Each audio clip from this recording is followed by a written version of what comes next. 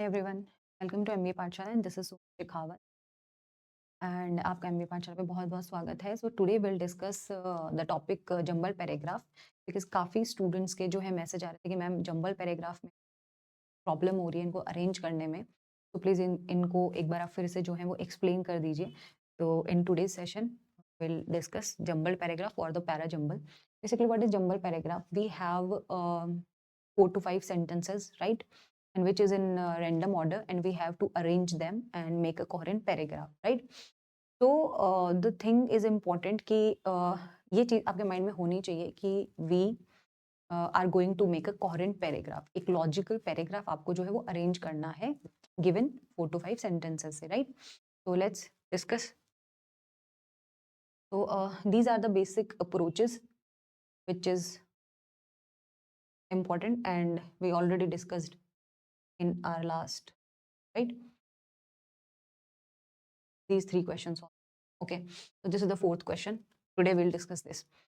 So before we are going to solve this question, so I'll tell you the basic approach and which is important in definitely this is a paragraph approach and this is also important in a paragraph summary and para completion and odd one out and definitely para jumble questions also. So we should know the basic concept of a paragraph. Basically, we are going to make a coherent or a logical paragraph. So we should know कि what is basically the basic concept or the basic formation of a paragraph. है ना? What is the basic formation of a paragraph? So in exam we have 4 to 5 sentences, right? Like A, B, C, D, and E, and we are going to make a paragraph, right? We are going to make a paragraph.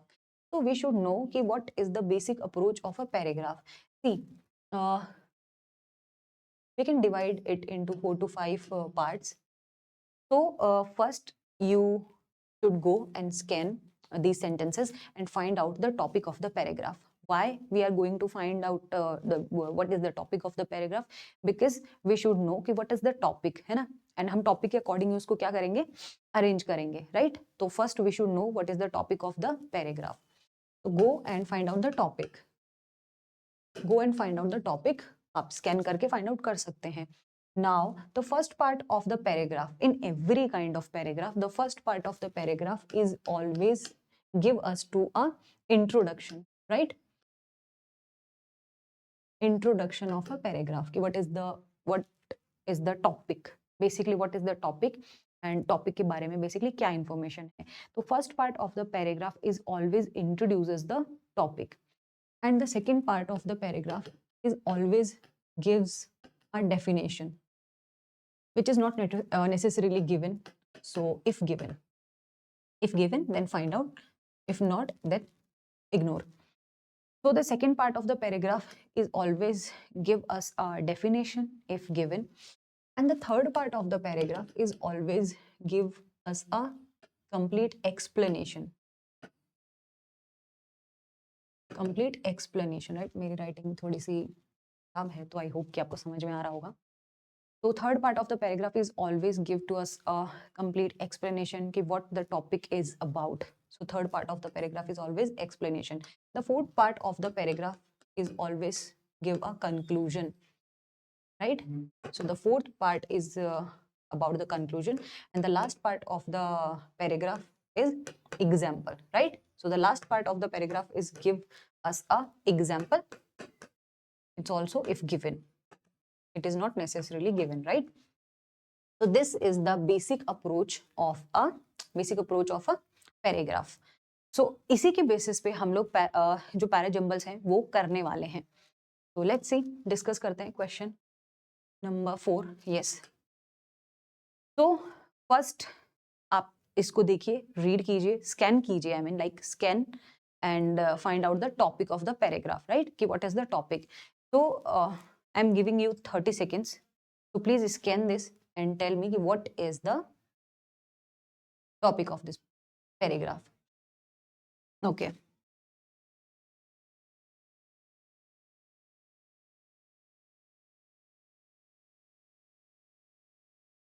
If I'm scanning this paragraph, so I found that the topic of the paragraph is behavioral models, right? Behavioral models. And the topic of the paragraph is behavioral model and the efficient market hypothesis, which is given, right? Efficient market hypothesis. So first of all, go and find out which point, like first, second, third, fourth, fifth में से which point is introduction to the behavioral models and the efficient market hypothesis, right? If our topic is behavioral models and efficient market hypothesis, so we should consider the point which is first of all independent point, right? Which is independent point, is not dependent to the any point. So first we should find out the independent point, and which is introduces the behavioral models and the efficient market hypothesis. See, if I'm talking about the third point, so start with but, है ना? And the complete point is but asset price bubbles and crashes belie this conclusion. It means कि जो asset prices जो हैं वो जब crashes होते हैं, bubbles होते हैं, है ना? तो वो क्या करते हैं, इस conclusion को झुटला देते हैं, belie कर देते हैं, right? So I think this is not the independent or the opening point. Why? Because this point is not introduces about behavioral models. So we can remove this. Now अब आप आ जाइए fifth point, this idea of the irrational exuberance which is the new term. So we can't consider this point as an independent point or as an opening point. Now we have fourth, second and first point. So focus on the second point, a number of behavioral models including feedback models, so which is also not independent, right? So our first point is point number 1 or to point number 4. Now focus on the point number 4, which is saying कि finance is one of the fields, कि finance जो है वो क्या है, one of the fields है where behavioral models have been used extensively, यानी कि सबसे ज्यादा इसको यूज किया जाता है enough for behavioral finance, right? And behavioral model in finance most often critique the efficient market hypothesis. So the point number 4 is introduces behavioral model and the point number 1 is introduces the efficient market hypothesis, जो कि क्या है, which state, जो कि ये कहता है कि if investors behave rationally then the prices जो है should reflect होंगे all available informations पे, है ना? So the point number 4 is our opening point, we know.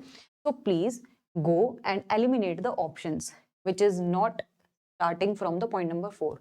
The point option B is not starting from the point number 4, and the D also we can remove, right? Now we have 3 points, first, third and E. इन्हीं में से एक answer होगा. We know point number 4 is our opening and we know point number 1 is introduces the efficient market hypothesis. So fourth and first is a necessarily a pair, a compulsory pair, right? Fourth के बाद में just first आएगा. Why? Because point number 4 is introduces about the behavioural model and the point number 1 is introduces about the efficient market hypothesis. तो ये क्या है, एक mandatory pair है कि फोर्थ के बाद फर्स्ट ही आएगा. नाउ आंसर आपको एक्चुअली यहाँ से मिल चुका है. फोर्थ के बाद फर्स्ट यहाँ नहीं है तो वी कैन रिमूव. फोर्थ के बाद फर्स्ट यहाँ नहीं है तो वी कैन रिमूव. बट हम एक लॉजिकल कंक्लूजन जो है वो देख लेते हैं, लॉजिकल अरेंजमेंट जो है इसका क्या होगा. फोर्थ फर्स्ट के बाद में पॉइंट क्या आएगा और क्यों आएगा. Now we introduce the behavioural model and the efficient market hypothesis, right? Now the explanation part, right? Introducing part हो चुका है. Now the explanation part. Explanation part जो है वो आपका वो होगा, आप देख के बताएं.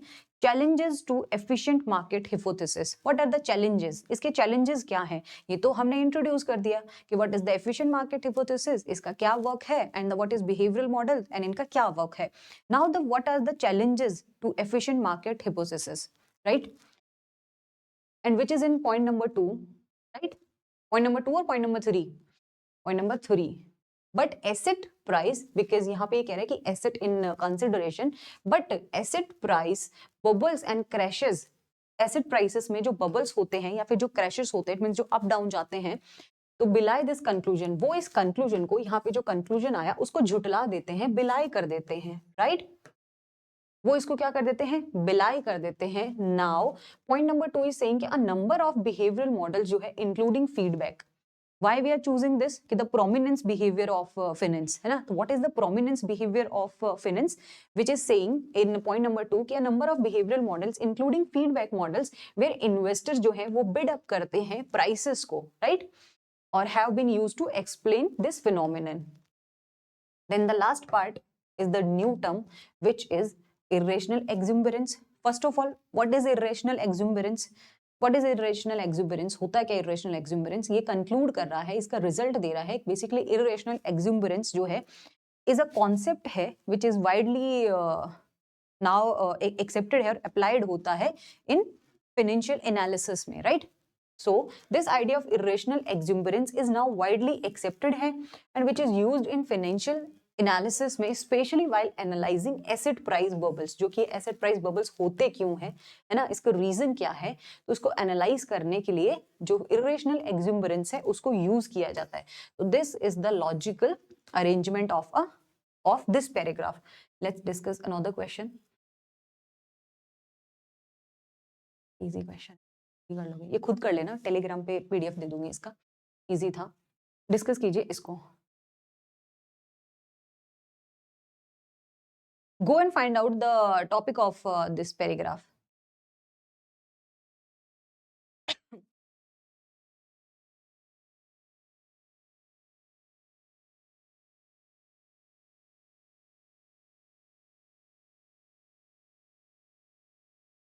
What is the topic of this paragraph?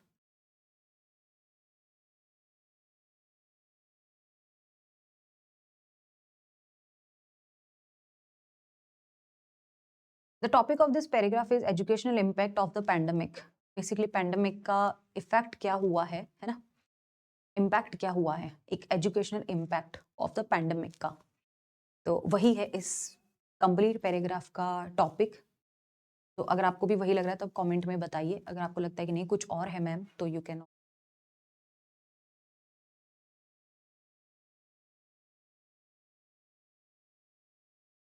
And if you are agreeing with me, then please find out the introduction part of this paragraph among these 5 sentences.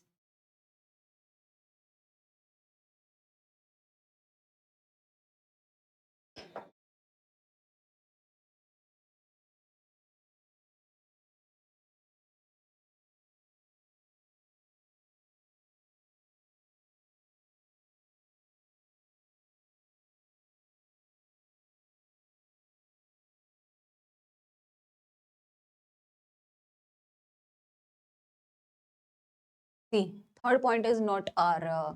अच्छा मैं डायरेक्टली स्टार्ट थर्ड पॉइंट से ही करती हूँ. तो ऐसा आप आप यहाँ से भी स्टार्ट कर सकते हो, यहाँ से भी स्टार्ट कर सकते हो. थर्ड पॉइंट इज सेइंग कि the crisis will accelerate that trend. We don't know which trend is talking about. तो ये हमारा ओपनिंग सेंटेंस नहीं हो सकता. The damage is almost certainly worse. Which damage we don't know. तो ये opening नहीं हो सकता. Even before pandemic, it means ये तो पैंडमिक से पहले की बात कर रहा है. तो this is not the introductory part of the topic. This is also not a opening point, right? Now we have first and second point. The first point is saying in America, primary age pupils are on average 5 months behind where they would. See, ये ना कहीं ठीक है, but ये एक kind of explanation type है. This is not the introduction of the topic, right? So first we should start with a kind of independent sentence or the एक complete concept के साथ में, right? कि कहाँ से स्टार्ट हो रहा है, what is the main point, है ना, why we are discussing these things. तो वो स्टार्ट वहां से होना चाहिए, एक स्मूथ स्टार्ट होना चाहिए, जो कि आपका सेकेंड पॉइंट आई थिंक आपको दे रहा है.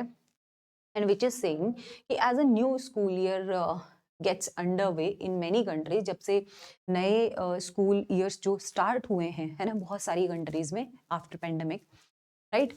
तो the harm caused by months of closure is becoming ever clear. और जो इसकी वजह से जो हार्म हुआ है वो कहीं ना कहीं सामने है, वो दिखता है. तो ये क्या है, एक ओपनिंग सेंटेंस है कि हम एक पॉइंट स्टार्ट कर रहे हैं, है ना, what we are talking about. तो second is our opening point. Now eliminate options. It is point number option number B start with the fifth. तो ये नहीं होगा. स्टार्ट विथ थर्ड ये भी नहीं होगा, स्टार्ट विथ फिफ्थ ये भी नहीं होगा. Now we have two options, right. अब सेकंड के बाद का अगर सिंपल सा पेयर देख लेते हैं, इसका पेयर, तो आपको आंसर वही मिल जाएगा. अब फर्स्ट जो था विच इज की introduction to the educational impact of the pandemic, है ना, which is given in the second option, right, which is given in the second option. मैं साइड में आप देख सकते हैं, और इसका कंप्लीट फॉर्मेशन बताइए कमेंट में आप. Now I think after this we'll discuss about pre-existent trend of supplemental education. Supplemental education means kind of like जो भी पेरेंट्स, है ना, चलो मैं इसको यहीं डिस्कस कर. Okay, so the second point should be the pre-existent trend of supplemental education, which is saying in America primary age pupils are on average हैं 5 months behind, 5 months पीछे हैं वो, where they would usually be in maths, है ना, usually be in maths में, and 4 months behind है in reading में. ये जो है एक कंसल्टेंसी ने जो है बताया है देखकर, राइट. तो इसका जो पेयर होगा, क्या वो फर्स्ट नहीं होगा? थर्ड पॉइंट क्या कह रहा है? क्या थर्ड को मैं इसके साथ में अरेंज करके देखूं? क्या थर्ड पॉइंट एक लॉजिकल फ्लो दे रहा है मेरे पैराग्राफ को? थर्ड पॉइंट इज सेइंग कि the crisis will accelerate that trend, right. तो ये तो नहीं होगा, क्योंकि किस ट्रेंड की बात हो रही है, which is not given in point number 2. तो ये इसका एक काइंड ऑफ वो है ही नहीं, फॉर्मेशन है ही नहीं, है ना. ये तो काइंड ऑफ एक कंक्लूजन टाइप आ रहा है मेरे माइंड में कि the third point is concluding anything which is not given in second point. तो second के just बाद first point आएगा. क्यों आएगा वो reason भी आपको पता होना चाहिए, because the first point is talking about the pre-existing trend of supplemental education, right. Then after that which point, कौन सा point आना चाहिए बताइए.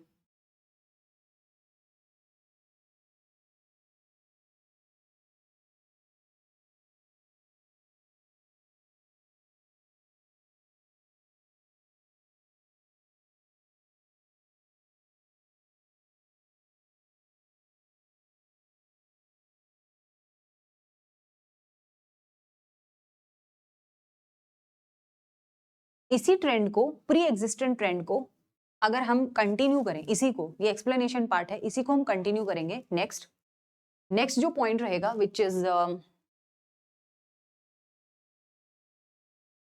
हाँ, the damage is almost certainly worse in places. अब इसी को आगे एग्जांपल दे रहा है ये इसी का, कि ये जो है कुछ डैमेजेस हुए हैं, और the damage is almost certainly worse है in places such as India and Mexico. इसी का आगे एग्जांपल दे रहा है ये कि वो इंडिया और मैक्सिको में where the disruption to schooling has been greater.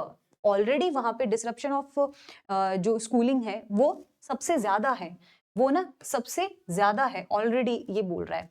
Then even before pandemic, अब ये कह रहा है कि इवन बिफोर पैंडेमिक की भी हम बात करते हैं तो parents around the world were growing more willing, because parents want willing to pay for extra lessons in the hope of boosting their children's education, right. Why? Because they want कि अगर कुछ पे एक्स्ट्रा करके भी, amount extra देकर भी, है ना, उनके जो चिल्ड्रंस है उनकी एजुकेशन बूस्ट हो सके. सो इसका लॉजिकल कनेक्शन है फिफ्थ. एंड द लास्ट जो बच गया कि the crisis will accelerate the trend. अरे ये जो क्राइसिस ने जो है ना इस ट्रेंड को और भी बढ़ा दिया. क्यों बढ़ा दिया? बिकॉज हुआ क्या, सपोज पैंडेमिक में स्कूल्स जो है एटलीस्ट 1 ईयर के लिए तो सब जगह ही बंद थे. If you are talking about the age group of 8 and below, है ना, 8 एंड बिलो के जो स्टूडेंट्स हैं, क्योंकि यहाँ पे बात किनकी हो रही है, प्राइमरी एज पीपल्स, यानी कि प्राइमरी एज के जो बच्चे हैं उनकी. तो अगर उनका देखें तो क्या होता है, छोटे बच्चे होते हैं, वैसे उनका लर्निंग बहुत शार्प होता है, बट स्टिल जो एक गैप आ गया, अब बच्चों के लिए 1 ईयर का गैप जो है वो बहुत ज्यादा है. अब उस 1 ईयर के गैप को कंप्लीट करने के लिए तो क्या हुआ कि home tuitions and the tuitions और एक्स्ट्रा पे करने के लिए कि बच्चों को हम पे एक्स्ट्रा कर देंगे, बट हाँ उनकी जो एजुकेशन में जो गैप आया है ना, तो बस वो बूस्ट हो सके, वो गैप कवर हो सके, वो बूस्ट हो सके, राइट. और ये एक्चुअली पहले भी ऐसा होता था, है ना, बट अब क्या हुआ, जब से ये क्राइसिस आए इसके बाद में इस चीज ने, इस ट्रेंड ने और भी ज्यादा ये ट्रेंड स्पीड अप हो गया, राइट. तो ये होगा इसका एक लॉजिकल फ्लो. आंसर हमें बेसिकली स्टार्टिंग के 2 पॉइंट्स से मिल जाता है, but easy question. See this question. What is the topic of this question? If you have any kind of doubt, you can ask me in comment section. I'll definitely reply. है ना? Definitely मैं आपके replies दे दूंगी. But अगर if you have genuine doubt, देखो किसी के भी जो genuine doubts है मैं definitely उनके reply देती हूँ, और अगर आपका genuine feedback है उसको भी मैं definitely consider करती हूँ. अब हाँ, कुछ लोग आते ही मजे लेने के लिए हैं तो उनका तो मैं कुछ reply नहीं दे सकती, है ना. बट यस, अगर आपका कोई genuine doubt है या कोई भी genuine question है तो definitely मैं उसका reply दूंगी, राइट. हो सकता है कभी कभी बीच में कुछ मिस्टेक्स हो जाएं, तो teachers are also a learner, right. हम भी सीखते हैं, सिखाते हैं. कहीं पे हो सकता है मे बी कुछ गलती हो जाए, कुछ प्रॉब्लम हो जाए, तो you can tell me in a genuine way, right.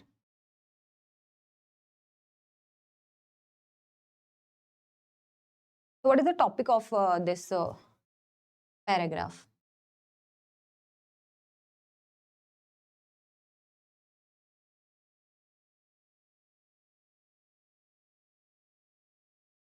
First of all, you know what should be the logical order, the logical flow of this paragraph. क्या होना चाहिए? First, we'll go and find out the topic of the paragraph, right? है ना? And what is the topic of the paragraph? Topic of the paragraph is development of knowledge. Development of knowledge, right? Which is saying in the first point, knowledge about life developed. हम आगे इसको discuss करेंगे, but the topic of this paragraph is the development of knowledge. So first we should find out the point where which point, introduction to the development of knowledge. Then we can find out the mentions a key date, है ना. So in which point mention a key date. So next, the explanation point which explains a significant experiments, है ना. तो हम experiment point को find out करेंगे.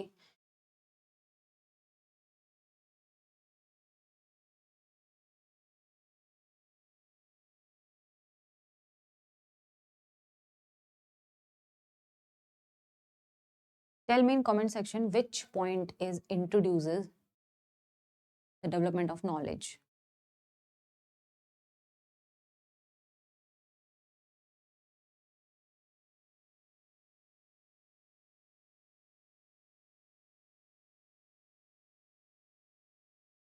Is there any background noise?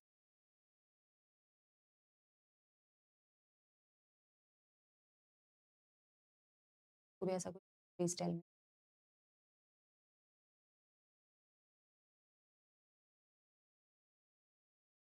See, find out the introduction to the development of knowledge, right? So which point is introduces the development of knowledge? I think point number 1, right? The point number 1.